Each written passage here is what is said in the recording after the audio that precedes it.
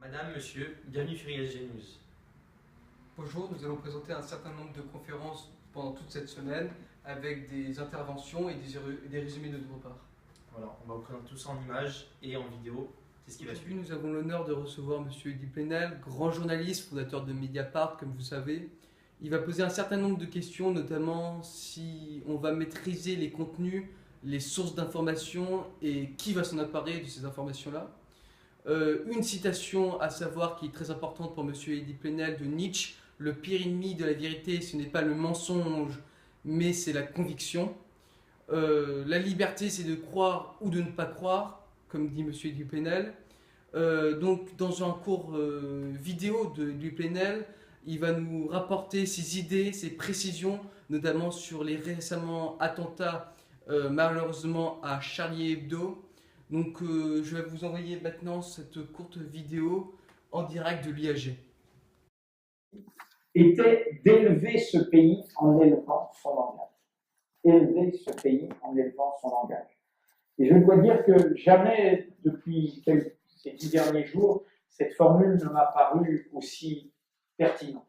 Nous avons à réfléchir sur comment nous tous, et notamment les médias dominants, nous essayons ou non d'élever ce pays en élevant son langage. Le deuxième point que je voudrais poser, puisque évidemment l'actualité habite cette rencontre, qu'est-ce que doit faire un journaliste après des événements si terribles? Ma position, je l'ai exprimée dans justement des chroniques audiovisuelles, un journaliste est forcément spinoziste. Le philosophe Spinoza, Baruch Spinoza, qui était un indoucile, puisqu'il fut à Amsterdam à un moment exclu de sa communauté, de la synagogue. Spinoza est un des premiers philosophes, au fond, de l'esprit des Lumières, de la raison, du fait que nous sommes un peu comptables de nos actes. Et il disait, dans une formule qui posait la responsabilité de celui qui doit donner à comprendre le monde, ni rire, ni pleurer, comprendre. Et même si nous pleurons des personnes qui, plus ou moins selon les goûts, nous ont fait rire, nous sommes dans ce moment-là. Ni rire, ni pleurer, comprendre. Pour moi, dans des moments aussi forts, aussi violents que cela, la responsabilité du journaliste, quitte à être un peu incompris, n'est certainement pas d'ajouter de la passion à la passion, de l'émotion à l'émotion. Il est de garder ce cap de la raison. Il nous faut comprendre. Parce que si on ne se préoccupe pas de comprendre, on risque de très mal agir. On risque d'aller dans des impasses. On risque de se précipiter. La dérision. Et la dérision et le sarcasme et l'injure sont des barbaries. Ils sont même des barbarismes. On ne fonde, on ne refonde, on ne restaure, on ne restitue rien sur la dérision. Aujourd'hui, le mardi 20 janvier, pour la conférence de M. Philippe Rochaud. Donc, comment sommes-nous informés sur les conflits du monde? Ce qu'il faut savoir, c'est que ce journaliste français, il est très populaire pour être allé partout dans le monde. Il s'est occupé de beaucoup de conflits, comme la guerre du Liban, les révolutions irakiennes. Il est même resté pendant 6 ans pour s'occuper des tensions tibétaines. Et voilà, la guerre Iran-Irak, il est allé un peu partout. Ce qu'il faut savoir sur cette personne, c'est qu'il est allé au Liban et il s'est fait capturer pendant plus de 100 jours par Hezbollah. Donc il sait ce que l'information lui coûte et voilà, il va jusqu'au bout des choses, il est vraiment passionné par ça. Ce qu'il faut savoir, c'est que l'image fixe est parlante et permet de résumer un conflit. C'est pour ça qu'il prend beaucoup de photos, de clichés là où il va.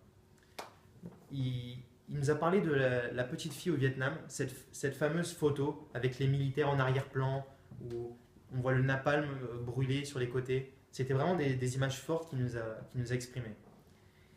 Et il nous a parlé de la limitation de la presse. Les Américains, au début, ils étaient d'accord que les journalistes les accompagnent, etc. Puis après, c'est devenu plus difficile. L'info n'était pas immédiate. Il fallait vraiment vivre l'histoire. Et c'était compliqué de dire toute la vérité. Il fallait vraiment s'adapter à ce que disaient les soldats. Voilà, il fallait pas, sinon ils acceptaient pas de nous prendre avec eux. Il nous a bien parlé de ça. Donc, on a aussi ce phénomène en Afghanistan où l'information était faussée, puisque les armées étrangères étaient d'accord pour prendre des interviews, mais il ne fallait pas parler sincèrement. Il fallait faire un peu de la propagande pour eux, etc. Donc, c'était vraiment difficile pour les journalistes de faire bien leur métier. Donc maintenant, je vais vous montrer quelques clichés de Monsieur Rochaud, dont une image forte où il a été capturé donc par Hezbollah avec le journal, la date, etc. Vous allez voir. Puis une petite vidéo, il présente une amie à lui qui a été capturée aussi à l'étranger. L'année dernière, parce qu'elle était en reportage avec les anti-Balaka, donc forces chrétiennes, et elle a été prise dans une embuscade avec ses hommes en armes, et donc elle a été tuée. Mais je voulais évoquer son problème, c'est parce que c'est une fille qui est pigiste, vous voyez, qui vend ses photos une par une, donc qui ne vit pas bien de ce qu'elle fournit comme travail, parce que aujourd'hui les photoreporters sont de plus en plus mal payés et maltraités. Donc elle s'était établie au Soudan, et à partir du Soudan, elle faisait des reportages un petit peu dans toute l'Afrique. Et donc, comme elle n'avait pas beaucoup d'argent, elle ne pouvait pas louer une voiture, elle ne pouvait pas prendre un guide, donc elle s'était mise avec les miliciens anti-Balaka pour faire ses reportages, et bon, ces miliciens sont tombés dans une embuscade, et elle a été tuée avec eux. Là, la Chine, bon, j'ai choisi cette image de mon caméraman sur la place Tiananmen, parce que la place Tiananmen, c'est vraiment le symbole de la difficulté de travailler en Chine, puisque quand on se réfère aux émeutes et aux manifestations de 1989 qui ont été très fortement réprimées, la place Tiananmen, c'est un endroit hyper sensible de Chine. Donc quand on veut filmer place Tiananmen, il faut demander la permission au ministère des Affaires étrangères, il faut demander la permission à la mairie de Pékin, il faut dire qu'est-ce qu'on veut faire comme reportage, est-ce qu'on va poser des questions aux gens. Si on fait un plateau, c'est-à-dire un plateau, c'est quand on se met devant la caméra et qu'on raconte ses trucs. Si on fait un plateau, qu'est-ce qu'on va dire dedans? Et à ce moment-là, on vous dit, ok, on vous donne l'autorisation de filmer jeudi entre 11h30 et 12h30. Et malgré ça, vous avez quand même un contrôle régulier des autorités. Et là, il y avait eu des incidents sur la place Tiananmen et on avait l'autorisation de filmer. Et donc, ça rappelait un petit peu les émeutes de 89. Et donc, avec mon caméraman, on faisait des images et on a ensuite été inquiétés parce que justement, on nous demandait mais qu'est-ce que vous allez faire avec ces images. Et donc, on a passé plusieurs heures dans un poste de police pour s'expliquer. Autre élément aussi, vous voyez, ça c'est dans les régions musulmanes de Chine, donc l'armée chinoise qui fait un peu une démonstration de fait de ces images dans la journée. Moi, à cette époque-là, j'étais en radio, et même en radio, j'ai dû attendre le soir pour transmettre cette information. Donc, là, la photo, je l'ai prise uniquement à titre personnel, elle n'est pas apparue dans un journal, c'est uniquement un souvenir personnel. Moi, je travaillais pour France Inter, j'étais envoyé spécial de France Inter, et donc c'était impossible d'avoir une liaison satellite, ça n'existait pas à l'époque, et donc ce que je devais faire, c'était le soir aller à la radio du Caire, et par liaison radio, non pas par téléphone, parce que même le téléphone, la ligne était tellement mauvaise entre le Caire et l'Europe, que je devais transmettre des reportages par la radio égyptienne, donc prendre un rendez-vous, un créneau de diffusion de radio pour pouvoir envoyer mon reportage. Vous voyez, l'information n'était pas du tout immédiate. Alors ce que je dis, que c'est vrai que c'était un inconvénient de ne pas avoir une information immédiate, mais d'un autre côté, on avait le temps de réfléchir à ce qu'on écrivait et peut-être d'aller moins vite qu'aujourd'hui où on assiste à certains dérapages qui sont très préjudiciables. Là, la guerre du Liban, bon, c'est vraiment celle de rue de vie quotidienne à Beyrouth pendant la guerre du Liban des années. On se retrouve aujourd'hui le jeudi 22 janvier avec Florence Burga pour une conférence sur l'homme et l'animal. Florence Burga, c'est une philosophe française, directrice des recherches à l'INRA. Donc, elle nous a parlé que l'homme est un animal auquel on ajoute et on enlève quelque chose. Chaque année dans le monde, on tue 60 animaux et 60 millions de mammifères marins. Il n'y a pas d'interrogation morale autour de cette mort. C'est comme si cela ne nous atteignait pas. Notre emprise désigne une condition animale. Dans un sens historique, aucun animal ne peut échapper à des programmes de science ou autres. Ils n'ont pas leur mot à dire. On voudrait savoir comment s'est construit ce système. Comment ce fait passe-t-il inaperçu? Donc les symptômes, c'est que les victimes animales ne sont pas comptées. Par exemple, lors d'un accident, d'une ferme qui brûle, on nous dit les victimes humaines, mais jamais les victimes animales. C'est pas du tout ce qui compte pour les gens. Donc le concept de l'animal, il est surtout idéologique. Pourquoi les animaux sont-ils devenus des choses appropriables? Donc je vais vous passer quelques extraits de Florence Burga qui nous parle de Kant et qui nous explique pourquoi les animaux sont devenus des choses appropriables. Il faut savoir que les animaux ressentent la douleur autant que nous, ce sont aussi des êtres sensibles. Et c'est ce qu'elle a voulu nous transmettre aujourd'hui. Donc Kant écrit dans cet opuscule, le quatrième et dernier progrès que fit la raison, achevant d'élever l'homme tout à fait au-dessus de la société animale, ce fut qu'il comprit, obscurément encore, qu'il était proprement la fin de la nature, au sens de la finalité bien sûr, et que rien de ce qui vit sur terre ne pouvait lui disputer ce droit. La première fois qu'il dit au mouton, de point ouvrir guillemets, la peau que tu portes, ce n'est pas pour toi, mais pour moi que la nature te l'a donnée, indication, qu'il la lui retira et s'en revêtit. Donc là, Kant fait allusion à un passage de la Genèse, 3, 21. Donc il la lui retira et s'en revêtit, l'homme découvrit un privilège qu'il avait en raison de sa nature sur tous les animaux. Et il cessa désormais de les considérer comme ses compagnons de la création, pour les regarder comme des moyens et des instruments mis à la disposition de sa volonté en vue d'atteindre les desseins qu'il se propose. Alors voilà, j'ai choisi cette citation, j'aurais pu en choisir d'autres. Pour cet atelier, M. Ntetani nous a présenté un débat sur l'économie et le terrorisme. D'abord, qu'est-ce que le terrorisme? Le terrorisme, c'est semer la terreur pour déstabiliser, créer une sorte d'angoisse collective. La peur de sortir, un peu comme les attentats de Charlie Hebdo qu'on a vu récemment. Les gens, ils étaient angoissés par rapport aux choses qui se passaient dans la rue, ils avaient peur de sortir, ils ne savaient pas si c'était trop des motivations politiques, religieuses, voilà, c'était vraiment confus. Donc, derrière le terrorisme, pour en revenir à ça, il y a toujours une dimension économique, surtout par rapport aux stratégies de l'État pour défendre, aux militaires pour protéger, aux coûts sociaux. Tout ça, ça coûte beaucoup d'argent de se protéger contre d'éventuels terroristes. Aussi, on voit que de plus en plus les pays sont ciblés avec des proies, surtout des jeunes, pour créer des terroristes. Ils sont déstabilisés. Ça peut être n'importe qui. Donc, comment agir face à cette menace? Voilà, les gens, on dirait ça devient des modes, le gangster, tout ça. C'est quelque chose qui se répand. Donc voilà, on essaie de s'adapter, les terroristes, à en faire des peines plus sévères. Mais est-ce que le terroriste comprend? Est-ce que ça ne le dérange pas de passer autant de temps en prison? Sa décision, par quoi est-elle dictée? Est-ce que le fait de se suicider ne le dérange pas non plus? Voilà, il y a beaucoup de choses qui fait que si on donnait plus de sévérité à la sanction, peut-être qu'on ne pourrait pas baisser le terrorisme. C'est aussi une analyse de Baker en 1968 que nous a présenté M. Ntetani. L'État est plus perdant car comme j'ai dit, il y a beaucoup de coûts. Puis les gens aussi, c'est un coût, voilà, c'est moral. Peut-être que ça engrange moins de consommation. Tout ça, ça coûte beaucoup d'argent. Il y a aussi, voilà, l'économie, l'État perd aussi de l'argent avec du trafic noir entre ces terroristes, les armes, etc. M. Ntetani nous a aussi parlé qu'il ne faut pas se cacher derrière les religions lorsqu'on effectue un acte terroriste. C'est une mauvaise chose et c'est ce que M. Ntetani nous a expliqué.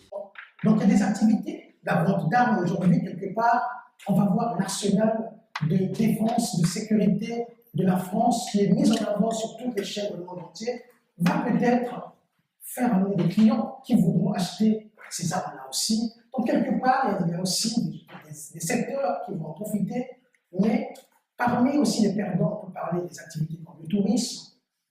Le tourisme vient de bruit, va avoir peur. Pour l'instant, on n'a pas encore mesuré les suppressions de réservations.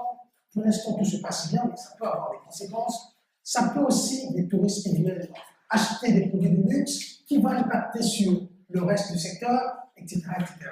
Donc les coûts économiques, les répercussions économiques, si on évalue dans les deux sens, coûts, bénéfices, moi je pense qu'en gros, la société, le coût social est plus élevé que les bénéfices de ce type d'activité, surtout que les bénéfices sont plus ou moins privatif, c'est des gens qui vont gagner tout seuls, sans trop faire profiter au système économique. Pour ce nouvel exposé, nous avons rendez-vous avec Monsieur Guerrero, qui va nous parler du Venezuela, de son économie surtout, et comment le pétrole est une chose si importante pour eux. Donc ça permet le développement du pays, d'amener les compagnies étrangères vers ce pays, etc. Le Venezuela, entre 1930 et 1980, a représenté 11% des réserves mondiales de pétrole et a été deuxième fournisseur des États-Unis. Et beaucoup de villes se sont créées autour de ces points de pétrole. C'est ce qui a fait du Venezuela un pays si attirant au départ. Mais on va voir que ça a vite changé parce qu'il a mal su gérer son entrée dans cette nouvelle mondialisation. Donc, M. Guerrero est allé sur plusieurs sujets. Il nous a parlé un peu des autoroutes là-bas. Il nous a parlé un peu de comment il a vécu là-bas, de la crise qu'il y avait, comment les gens vivaient, des différentes monnaies avec des mafias. Il ne fallait pas se laisser avoir quand on arrivait aux aéroports. Il a parlé de vraiment beaucoup de choses. Et que voilà, leur monnaie, c'est les bolivars. Par exemple, 1 euro égale à 7 bolivars dans une monnaie, officiellement. Et officieusement, 1 euro égale à 100 bolivars. C'est-à-dire vraiment une grosse différence. Et les étrangers peuvent se faire avoir. C'est vraiment, voilà. Donc le Venezuela, quand il est entré dans cette crise, où il n'a pas pu se diversifier en fait, parce que le problème c'est ça, c'est le problème de diversification du pays. Être trop dépendant du pétrole, c'est mauvais pour le pays. Et la dette est arrivée à plus de 200 milliards. Et pour un si petit pays, c'est énorme. Donc, ça influe sur la population voilà, il n'y a plus d'infrastructures, rien n'est financé et tout le monde, on arrive à un ras-le-bol. Donc, voilà. Ensuite, on a eu la chute des prix du pétrole qui a entraîné la corruption, discréditation du pouvoir. Et en 1998, Chavez est arrivé au pouvoir. Ça a été vraiment une mauvaise chose pour le pays, puisque c'est une personne d'extrême gauche qui a vraiment conduit le pays de plus en plus bas, alors qu'il était déjà vraiment en difficulté. Il y a aussi eu des réformes vraiment étranges, comme empêcher les riches de partir du pays. Ils se sentaient vraiment bloqués pour justement financer un peu. C'est eux qui finançaient toutes ces infrastructures, etc. Et ils étaient forcés. Donc voilà, M. Guerrero nous a un peu transmis cette vision décadente du Venezuela.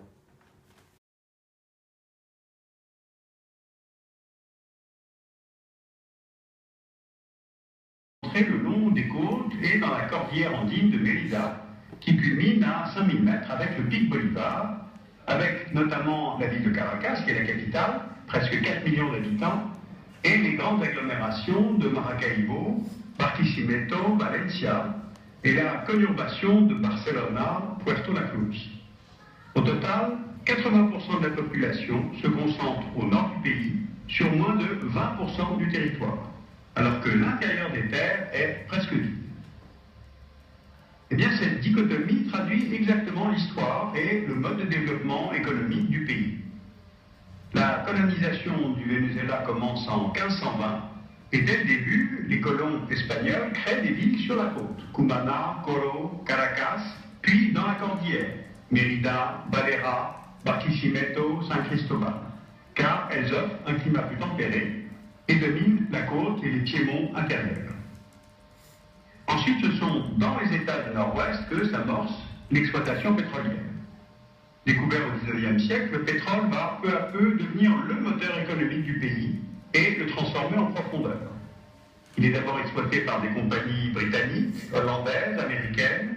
Il ne commencera à profiter au budget de l'État vénézuélien qu'à partir de 1946, lorsque le pays fixe avec les compagnies sa part des bénéfices, et surtout en 1975 avec la nationalisation du secteur et la création de la compagnie nationale Petróleos des Vénézuéliens.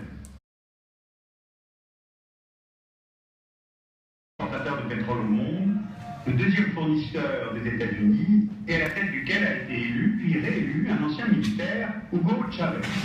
Alors, faisons connaissance avec le Venezuela, un pays qu'on pourrait qualifier de pétro-populocratie.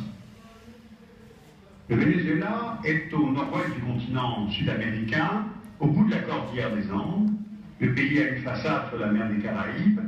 Il partage à l'ouest une frontière avec la Colombie, au sud avec le Brésil et à l'est avec le Guyana. Sa superficie est de 900 000 km², soit presque 3 fois l'Allemagne, 2 fois la France, pour une population de 26 millions d'habitants. 67% des Vénézuéliens sont des métis, provenant des brassages entre Espagnols, Portugais, Noirs, venus comme esclaves d'Afrique, et population indienne, premier peuple du pays. Aujourd'hui, les Indiens représentent 2% de la population du Venezuela, les principales tribus étant les Warao, les Pemon et les Yanomami. Les Vénézuéliens, à peu près comme dans le reste de l'Amérique latine d'ailleurs, vivent surtout dans les villes. Eh bien, rapprochons-nous pour voir comment marche ce pays.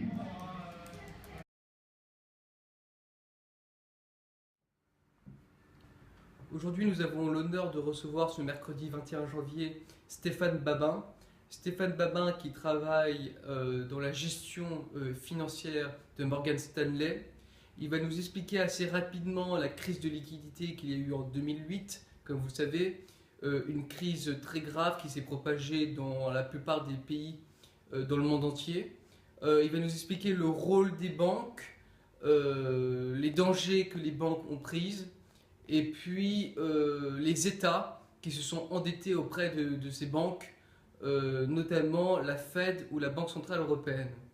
Ensuite, Stéphane Babin va nous parler de la France, du modèle économique, du modèle aussi social français. Il va nous expliquer que le modèle social français vit au-dessus de ses moyens aujourd'hui.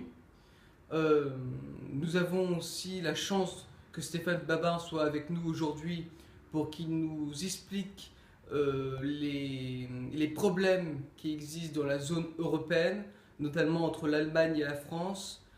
Pour Stéphane Babin, l'Allemagne mène une politique d'inflation qui endette les pays et qui baisse leur activité économique, et notamment au niveau de la consommation pour les Européens. Sinon, il faut savoir qu'une guerre pétrolière est en train de se mener en ce moment entre notamment les États-Unis et le Moyen-Orient. Les États-Unis qui exploitent ce gaz de schiste qui est plus élevé au niveau du coût de raffinement. Le Moyen-Orient mène une tactique en baissant ses prix pour pouvoir mettre à genoux les États-Unis. Et cette guerre du pétrole se termine par des impacts financiers sur le marché et directement sur la consommation des Européens et des Occidentaux en général. Au niveau des dettes qui s'élèvent dans les grandes puissances financières, Stéphane Babin va revenir dessus. Juste pour précision, la dette française s'élève aujourd'hui environ à 2000 milliards d'euros.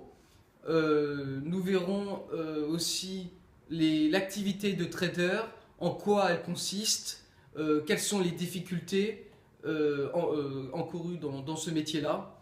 Donc maintenant, je vais vous présenter Monsieur Stéphane Babin en photo et avec un court extrait audio sur lui. Merci. Donc la dette française est détenue à 66% par des étrangers.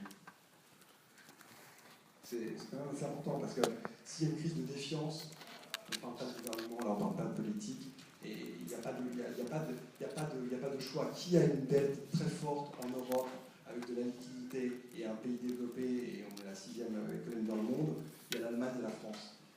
Les Japonais sont très basiques, ils ne connaissent pas l'Espagne, ils ne connaissent pas l'Italie, ils ne connaissent pas le Portugal. Donc ils vont acheter en priorité une dette liquide qui est l'Allemagne, mais l'Allemagne à 10 ans, les taux sont à 0,40. À 30 ans, ils sont à 1,20. Donc il n'y a pas de solution, donc ils vont sur la France. Et tous ceux qui ont essayé de shorter la France, c'est-à-dire de vendre la France, les hedge funds en particulier, ont énormément baissé. Alors, je ne sais pas si vous avez des questions sur les hedge funds, mais les hedge funds sont aussi eux-mêmes, avec ces taux très bas, au bout de leur modèle. Les commissions, c'est-à-dire le le ticket d'entrée pour hedge fund, pour gérer de l'argent, c'est 2%. Quand les taux sont à 0,50, c'est pas tenable. Donc ils sont en train de déconnecter et tous les mouvements assez versatiles qu'on voit. Percy Camp, un écrivain anglais, mais qui écrit aussi en français. Percy Camp est aussi consultant dans une société de recherche d'informations géostratégiques. Il a écrit plusieurs livres, notamment Noon Moon, dans l'édition La Seuil. Percy Camp, dans cette conférence, il va nous expliquer la stratégie géopolitique des États-Unis qui occupe le terrain que pour un temps, pour Percy Camp, et agir de façon préventive à coup d'envoi de la US Navy, qui aussi par les drones de combat. Ce qui est assez paradoxal avec les États-Unis, c'est qu'ils sont à la fois présents partout dans les continents, mais en même temps, ils n'agissent pas directement. On peut comparer la géopolitique à du football, nous dit Percy Camp, avec le marquage individuel de pays, de groupes, ou de marquage collectif avec un marquage zonal. On contrôle non pas un pays, mais une zone. Les États-Unis peuvent être comparés à de très bons joueurs, et grâce à ces bons joueurs, ils arrivent à avoir un nombre d'informations dans un certain nombre de pays qui leur donne une puissance géopolitique et un coup d'avance sur les autres pays. Dans ce désordre conséquent, multipolaire, les États-Unis dominent ce monde. Il y a une sorte d'impérialisme américain avec une manipulation des informations sur les autres pays et qui les rend au-dessus des autres. Mais en même temps, cet abus de souveraineté peut mener à la perte des États-Unis. Parce que pour échapper aujourd'hui au contrôle américain, il faudrait changer en fait le système actuel qui est dirigé par les Américains et revenir à une globalisation. Avant, pendant la guerre froide, il y avait deux systèmes. Le système occidental et le système soviétique. Il y avait une sorte de bipolarisation qui permettait d'une certaine manière un meilleur contrôle du monde, qui n'est plus le cas aujourd'hui. Sur le conflit israélo-palestinien, que Camp va aussi aborder dans cette conférence, il y a l'idée les Arabes contre les Juifs qui donne une importance des terres. Comme vous savez, les Israéliens ont le contrôle de l'eau, qui est un enjeu géopolitique extrêmement important et qui est source de la plupart des tensions, bien sûr il y en a bien d'autres, dans ce conflit. Donc Percy Camp va nous montrer les enjeux des territoires, les enjeux géographiques qui ont un impact directement sur la politique et aussi sur l'économie. Donc maintenant nous allons montrer quelques extraits de cette conférence. Merci à tous.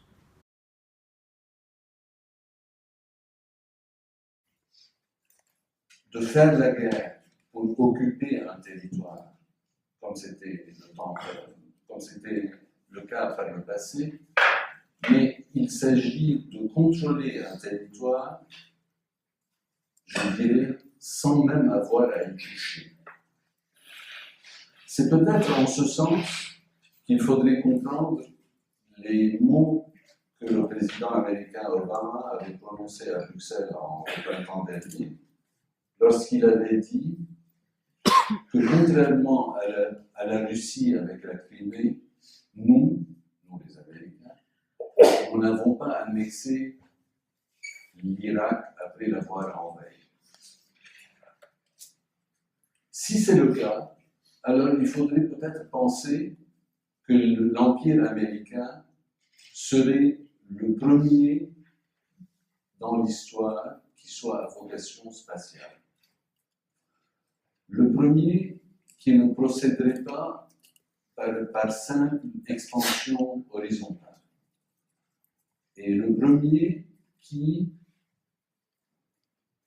en faisant l'impasse sur le territoire, avec son relief, ses aspérités, en faisant aussi l'impasse sur la gestion obligée de tout conquérant, que tout conquérant a de gérer les populations conquises ou vaincues, peut prétendre aujourd'hui faire l'histoire en ignorant la géographie. Et instaurer un blocus continental en vue d'empêcher les Anglais d'écouler leurs marchandises et leurs produits en Europe. Aujourd'hui, les États-Unis, désireux d'arriver aux mêmes fins avec leurs ennemis, n'ont, à mon sens, nul besoin de couvrir les mers de leurs navires de guerre pour contrôler les ports, pour patrouiller les côtes ou pour bloquer les détroits, pas plus qu'ils n'ont besoin d'obscurcir les airs de leurs chasseurs interceptant des avions cargo de contrebande. Aujourd'hui, les sanctions ont remplacé le blocus et de simples mesures électroniques et informatiques suffisent pour arriver aux mêmes fins. Aujourd'hui, nous allons recevoir Thomas Walsh, promo IAG 2011, et Valérie Isabelle, promo IAG 1994. Nous avons la chance de les recevoir puisque Thomas Walsh a publié un livre récemment qui s'intitule « Oublier les méthodes de papa », édition Larousse. Ce livre va nous apporter des informations sur le comportement qu'il faut avoir devant les entretiens, devant la cohérence des parcours et la particularité de ces parcours. Donc Thomas Walsh va nous expliquer en quoi les réseaux sociaux sont importants et en quoi il faut aller jusqu'au bout et créer des relations avant tout. Il indique que lui, dans son parcours personnel, il faut prendre les devants, notamment avec un certain nombre de réseaux sociaux, Twitter, LinkedIn, qui permettent de mettre des relations sociales avec les bonnes personnes et de se construire. Les choses qui sont aussi réhibitoires dans les entretiens, donc à ne pas faire, le retard, l'habillement ou un CV avec des fautes d'orthographe tout simplement. Il faut être précis, organisé et savoir bien cibler les choses qu'on a envie d'avoir. Le comportement, donc la technique est vraiment très important dans ces entretiens, mais aussi la curiosité, les stages, la construction et l'évolution du parcours de l'étudiant. Thomas Walsh va nous expliquer qu'il a commencé un certain nombre de stages assez récemment, en première année de prépa, qui lui a permis de construire une expérience et de construire tout un réseau autour de son diplôme qui lui a servi plus tard. Donc maintenant, nous allons montrer quelques extraits de Thomas Walsh et de Valérie Isabelle tout de suite. Merci. Il existe des cabinets de recrutement ou des cabinets de chasse, on ne sait pas très bien ce qu'il y a derrière et quels sont leurs rôles. Donc ce qu'il faut voir, c'est qu'une partie en fait, du marché de l'emploi passe par l'intermédiaire de ces cabinets. On fait une distinction entre un cabinet de recrutement, donc on va répondre à une annonce qu'on voit effectivement circuler sur le marché, et un cabinet de chasse. Le cabinet de chasse, le chasseur va aller directement chercher la personne quand elle est en poste. Donc elle va la chercher sur les annuaires, sur les réseaux, en fonction de son profil. Néanmoins, donc, il y a à peu près 30% du marché d'emploi qui passe par l'intermédiaire de ces cabinets, donc c'est important de savoir effectivement comment ils fonctionnent. De l'autre côté, donc, il y a des consultants qui, du coup, dont c'est le métier, qui sont soit des professionnels RH, donc qui ont fait une formation RH, soit des gens, effectivement, comme moi par exemple, qui ont un parcours opérationnel et qui après sont rentrés dans les RH. Et au final, c'est eux qui vont vous recevoir si vous arrivez jusqu'à effectivement cette étape de l'entretien. Et puis, ils vont avoir un fil conducteur qu'il va falloir essayer de décoder pendant l'entretien. Donc ça, c'est toute la clé, donc peut-être que tu en parles effectivement dans le livre. Toute la clé, c'est de savoir qu'est-ce que ce recruteur va effectivement chercher chez vous quand vous êtes effectivement face à lui. Donc, il va vous demander effectivement de vous présenter, mais il va avoir effectivement une recherche. Il va chercher du comportemental, il va chercher une dimension entrepreneuriale, il va regarder si vous avez fait un peu d'international, il va vous faire parler anglais, il va regarder si vous avez de la ténacité, de la volonté, il va regarder bien sûr l'expertise technique, donc si vous avez validé des stages en marketing, en commerce, la cohérence du parcours.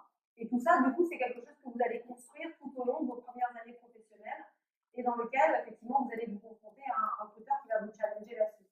La cohérence, l'international, la spécificité de votre parcours, et puis tout ce qui va faire de votre particularité et qui va faire de vous un bon candidat pour son client, parce que tout de suite, vous allez pouvoir contribuer dans son organisation et apporter quelque chose. Donc faudra peut-être y revenir sur ces points s'il y a des choses qui vous intéressent en particulier. Alors ici, on a un rendez-vous pour un atelier avec Madame Pinson sur les entretiens d'embauche et les jeux de rôle.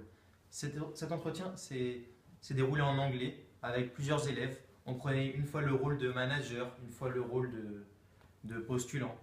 Et on avait donc cette fiche de recrutement sur des critères et chaque postulant devait se baser sur ces critères, s'approprier le poste, puis le transmettre au manager et le meilleur au final était récompensé par la prof. Donc c'était vraiment très interactif. Il y avait une série de questions que Madame Pinson nous a données, qu'on pouvait poser en tant que manager. Et voilà, ça a beaucoup plu aux élèves. Donc, voilà.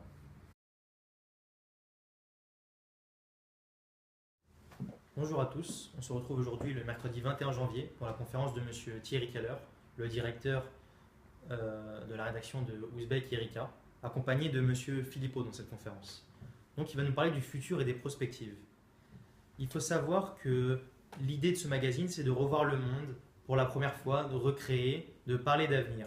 Les prospectives, qu'est-ce que c'est? C'est parler, manipuler des hypothèses. Donc Monsieur Thierry Keller nous parle de 3 futurs. Le futur probable, avec l'innovation, la recherche et le développement. Le futur que nous voulons, l'utopie, donc ce qu'on aimerait. Et le futur à décider encore. Donc comme le nucléaire, le réchauffement climatique. Il nous dit que notre génération, ce sont les makers, donc les jeunes, ceux qui expliquent la mode aux vieux, etc. Il nous parle de l'ère des biotechnologies, nanotechnologies, post-informatique. Au bout d'un moment, on ne pourra plus diminuer la taille des puces. Donc il y a beaucoup de startups qui travaillent sur l'ADN. Voilà. Allons-nous vers un monde de seniors, l'allongement de la durée de vie? Serons-nous 10 milliards en 2100 ou 2 milliards en 2400? Allons-nous réduire pour garder les choses parfaites? Donc, il y a aussi un extrait enregistré sur ça que je vous passerai juste ensuite. Donc demain, les robots s'acquitteront aussi des tâches pénibles. Qu'allons-nous faire? Vivre paisiblement, ne rien faire, de divertissement. Qu'est-ce que sera la vie plus tard? La violence et ses nouveaux visages, il nous a aussi transmis ce message. Le terrorisme, l'extrémisme, ce sont des mauvaises images. Il essaye de montrer plutôt une belle image du monde aux jeunes. Et il faut aimer le futur car le meilleur est à venir. Donc je vous laisse profiter de quelques images et d'une vidéo et aussi d'extraits audio de Monsieur Keller. J'ai élevé des enfants. Les carrières sont difficiles à mener quand on a des enfants dans les pattes. On a nous-mêmes envie de jouer aux jeux vidéo, on n'a pas envie que notre fils vienne nous piquer notre Wii, et ainsi de suite. Donc là, je pense que c'est une des grandes tendances, mais ça a des conséquences extrêmement importantes d'un point de vue culturel et économique. Par exemple, la silver economy, donc la fameuse économie silver pour argent à cause des cheveux gris, à la fois elle permet à de plus en plus de retraités de consommer parce qu'on est de plus en plus vieux en bonne santé longtemps, et en même temps, ça accentue, du point de vue de la dépendance, du point de vue des solutions technologiques sur les personnes âgées, ça accentue l'innovation technologique. Par exemple, je ne sais pas moi, dans les maisons de retraite, les capteurs qui vont permettre de vérifier en un quart de seconde si, par exemple, la personne âgée s'est cassée une figure, est tombée. Il y a des systèmes de géolocalisation, il y a des tablettes spécifiques pour les personnes âgées avec des trucs plus gros, les exosquelettes, la fusion en machine. Là encore, il y a un hallucinant potentiel d'innovation, mais jusqu'à quand? De la même manière, les robots. Les robots qui sont au Japon, par exemple, en Corée, qui sont des assistances en fait à personnes âgées. Il y a de plus en plus évidemment d'entreprises qui, comme dans Real Humans par exemple, conçoivent des robots domestiques pour venir en aide aux seniors, aux vieux quoi. Aujourd'hui, nous allons voir le débat sur l'histoire du terrorisme, avec un économiste qui fait l'honneur d'être avec nous, M. Mussolino. Il faut savoir, avant de voir cette conférence, que le terrorisme vient de la Révolution française, depuis la terreur sous Robespierre, où les révolutionnaires abattaient les ennemis de la République. Le révolutionnaire est perdu par avance, puisqu'il se bat contre l'État, contre la société. Dans ce cas, il sait que son combat est perdu d'avance. Pourtant, il continue à le faire. ce terrorisme anarchiste, on peut dire, les anarchistes ont inventé le terrorisme. Ils veulent supprimer l'État et supprimer la société et ses pouvoirs qui régissent.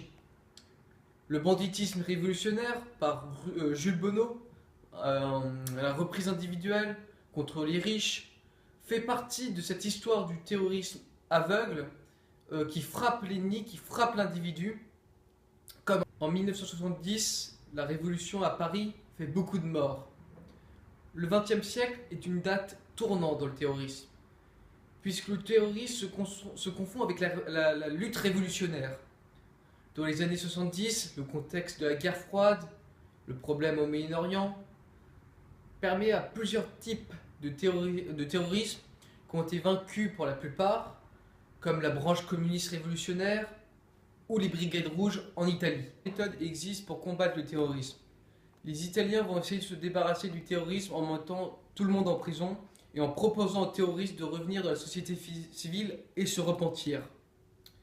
Un des personnages, Carlos, révolutionnaire, pro-communiste, chef du FDLP.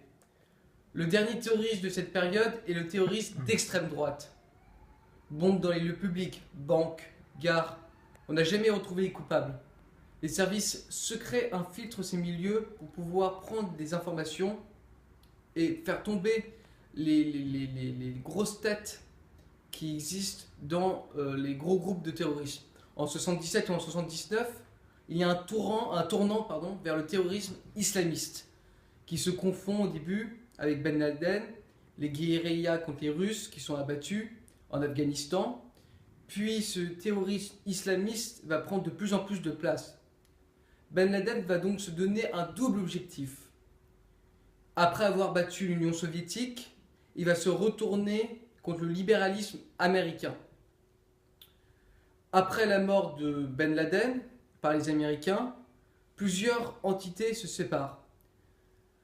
Puis après les attentats du 11 septembre en 2001 et donc la mort de Ben Laden, l'axe du mal, puis les Américains ont voulu combattre ce terrorisme dans les pays en question, c'est-à-dire en Irak ou en Afghanistan. Ce qui est une grave erreur, puisque les chiites en majorité, puis les sunnites se faisaient tuer lors de la guerre civile en Irak, alors que les États-Unis combattaient cet ennemi comme le même ennemi. Il manque la capacité donc de compréhension, de comprendre l'ennemi, et donc de pouvoir, après, mieux le détruire. Maintenant, je vais vous laisser quelques extraits vidéo de M. Mussolino et de cette conférence. Au Chili en 73, avec le coup d'État de Pinochet. Donc là, on met les bombes, on essaye de faire porter le chapeau au groupe révolutionnaire. D'ailleurs, il y a une organisation qui s'appelle Gladio, qui est une organisation de l'OTAN, donc une organisation militaire américaine, qui a établi ce qu'on appelle des cellules dormantes en Italie, avec des caches d'armes, des caches d'argent, pour le cas où l'Italie deviendrait communiste ou les soviétiques envahiraient l'Europe occidentale. Et donc, ces gens-là sont, de toute évidence, en contact avec les services secrets italiens et avec les groupes d'extrême droite italiens. Donc ça, c'est ce qu'on a appelé la stratégie de l'attention. Manque de bol, chaque fois que les juges italiens, ça fait 30 ans qu'ils travaillent là-dessus, chaque fois que les juges italiens croient avoir trouvé quelque chose, il y a un problème, c'est que la justice italienne elle-même opère ce qu'on appelle un dépistage, c'est-à-dire que certains juges mettent les autres juges sur de fausses pistes. Ça dure 4, 5 ans, 6 ans, au bout du compte, on se rend compte que la piste était pas bonne, et en attendant, on ne connaît toujours pas les coupables. Vous voyez la chose? Bon, ce terrorisme-là a bien évidemment été enseveli lui aussi, probablement par l'arrivée au pouvoir dans les années 90 sur les pays de M. Berlusconi. qui a été probablement le meilleur contre-révolutionnaire que l'Italie ait jamais eu. Donc, on s'est rendu compte qu'au lieu de mettre des bombes, il suffisait d'allumer la télé, de mettre, vous connaissez la télé italienne, et notamment les chaînes de Berlusconi, de mettre des femmes bien constituées à l'écran, de passer toutes sortes d'émissions, et voilà, la contre-révolution en Italie, on n'a pas besoin de mettre des bombes pour la faire, il suffit d'avoir M. Berlusconi, qui est lui aussi un personnage. Voilà pour cette première famille. Pour ce nouvel atelier, Madame Chevalier et Madame Demeul nous ont fait un très bel exposé de l'homme de la Silicon Valley, donc un peu le futur de la science, etc. Franchement, je pourrais dire que c'est un des exposés qui m'a le plus plu cette semaine. Donc voilà. Elle nous a présenté 4 actes ou 5 actes. Le premier acte avec un peu de poésie, il s'intitule « Comment la nature est en passe de ne plus exister avec les fleurs virtuelles, des fleurs différentes, les ordinateurs, aussi la culture microscopique des fleurs minérales, la nanotechnologie. Elle nous a aussi transmis une phrase « Quand vous regardez au microscope, on a l'impression de regarder l'océan ». Donc voilà, ça montre vraiment qu'on se tourne vers autre chose que du réel. Deuxième acte, la naissance, avec des grandes découvertes. La transplantation d'utérus. Le premier bébé né d'un utérus artificiel, en quelque sorte, avec une opération en Suède. On a vu des femmes qui ne peuvent pas avoir d'enfants, les femmes donneuses qui peuvent mourir. Donc, cette transplantation devient vraiment une solution qui empêcherait tous ces problèmes et voilà, qui permettrait de rafraîchir une égalité entre l'homme et la femme.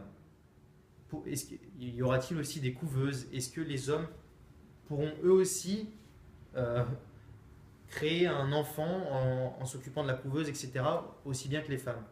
Troisième acte, aussi au niveau de la mémoire, avec la recherche sur l'implantation de faux souvenirs. Comment s'implanter des facultés? Par exemple, on sait que l'hippocampe, c'est le lieu où se loge la mémoire. Donc la lumière bleue va jusqu'à l'hippocampe. C'est à ce niveau-là où on implante des connaissances. Par exemple, enlever les mauvais souvenirs de la guerre, s'implanter la capacité de calculer super rapidement, comme un ordinateur. Tellement de choses à faire que voilà, ça fait vraiment peur, ces nouvelles technologies. Dernier acte, le transhumanisme. Donc les prothèses ultra intelligentes. Comme avant, on voit que les gens, on a vraiment évolué, les gens avaient des jambes en bois pour remplacer après la guerre. Maintenant, des prothèses ultra intelligentes qui suivent nos mouvements, qui s'adaptent, qui sont vraiment capables de reproduire les gestes de l'homme comme si de rien n'était. Donc, très bien pour cacher des blessures de guerre ou des malformations, etc. Ça prouve encore que nous évoluons très rapidement et de façon vraiment intéressante. Donc tout ça, je vais vous le montrer en images, puisqu'on a des photos de chaque acte. Voilà.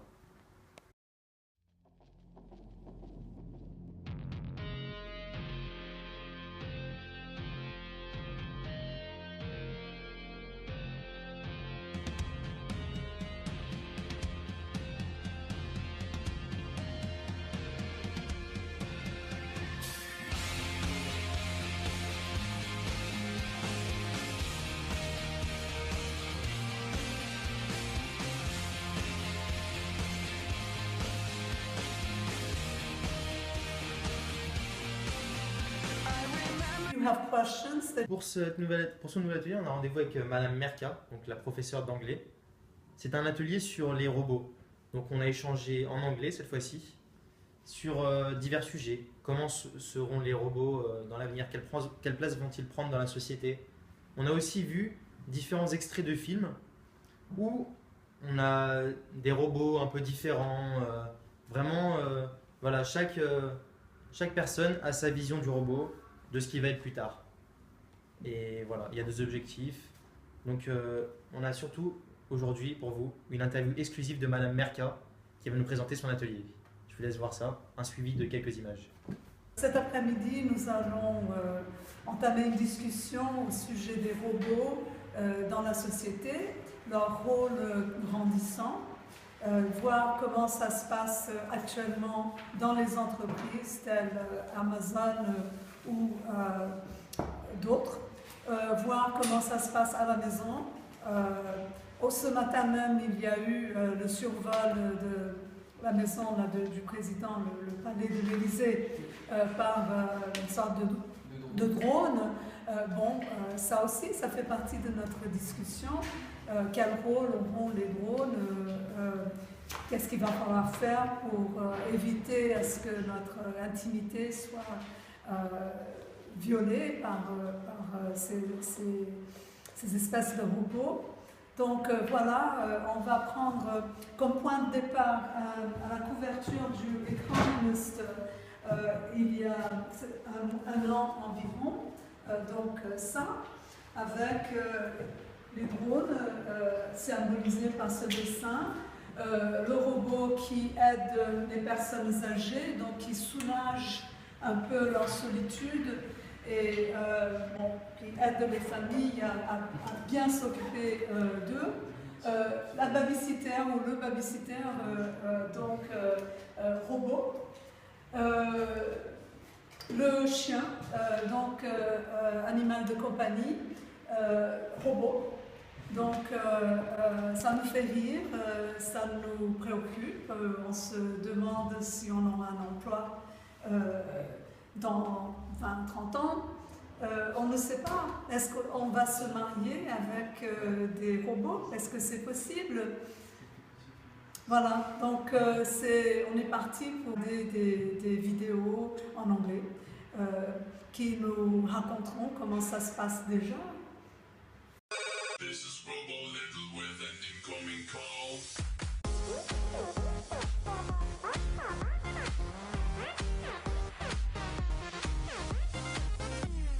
Crazy Pod.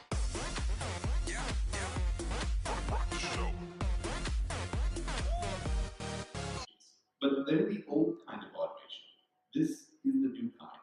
Meet Baxter. Unlike these things, which require skilled operators and technicians and millions of dollars, Baxter has vision and can learn what you want him to do by watching you do it. And he costs less than the average annual salary of a human worker. Unlike his older brothers, he isn't pre-programmed for one specific job. He can do whatever work is within the reach of his arms. Baxter is what might be thought of as a general-purpose robot, and general purpose is a big deal.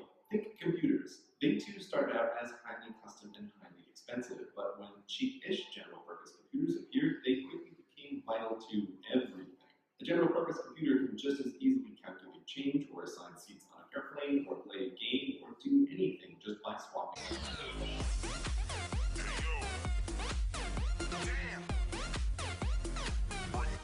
Aujourd'hui, je vais vous présenter la conférence sur le Moyen-Orient avec Monsieur Leno. Une question se pose. Pourquoi la paix est impossible au Moyen-Orient? Il faut tout d'abord savoir que dans l'histoire, le Moyen-Orient a subi de nombreuses colonisations et décolonisations. Tout d'abord avec l'Empire ottoman, puis ensuite avec les conquêtes de Mehmed II, enfin avec l'arrivée des puissances occidentales. Il faut savoir que les Juifs ont été soumis depuis longtemps à de nombreux massacres. Après la Première Guerre mondiale, le Moyen-Orient est partagé par le traité de Sykes-Picot. Les Anglais souhaitent, par la déclaration Balfour en 1916, l'installation d'un foyer national Palestine pour les Juifs. Après cette déclaration, de nombreuses révoltes éclatent et de massacres et de guerres. À la fin de la Deuxième Guerre mondiale et de l'horreur de la Shoah, de plus en plus un élan s'émeut pour la création d'un foyer juif. Le 15 mai 1948, après la déclaration de Ben Gourion, le territoire israélien est unifié. Le territoire palestinien se réduit à fur et à mesure à force de perdre les guerres et se retrouve coupé en deux. Les États arabes décident de s'allier pour pouvoir faire la guerre à Israël et reconquérir ces territoires. À la suite de la guerre de 6 jours, l'armée arabe est mise en déroute. Au niveau des chiffres, il faut savoir que les Israéliens ont perdu à peu près 500 hommes, alors que les armées arabes ont perdu 500 000 hommes. C'est donc une défaite cuisante. Après cette défaite, de nombreuses tensions vont se mettre toujours entre Israël et les États arabes, notamment avec la Palestine. La Palestine, avec l'OLP, son organisation terrorisme, va développer de plus en plus des attentats suicides, kamikazes, notamment à Tel Aviv, capitale de l'État d'Israël.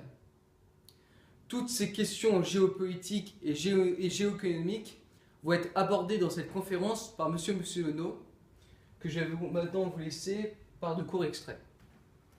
Du terrorisme et le nouveau, qui a des liens, notamment, bien évidemment, le problème palestinien, s'opère entre 77 et 72. Donc, 77, c'est l'année culminante du vieux terrorisme.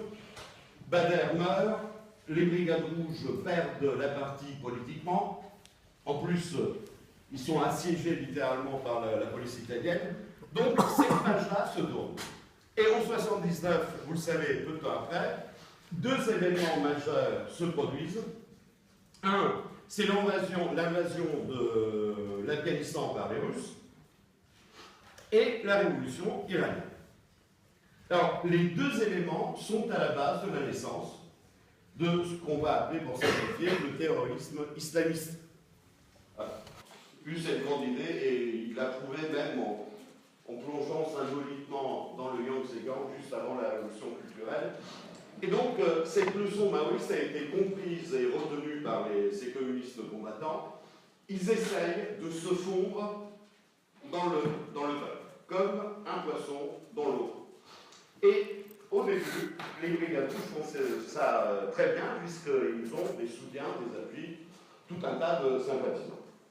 Merci de nous avoir suivis pendant toute cette semaine. Et à bientôt sur INSG News. À vous les studios.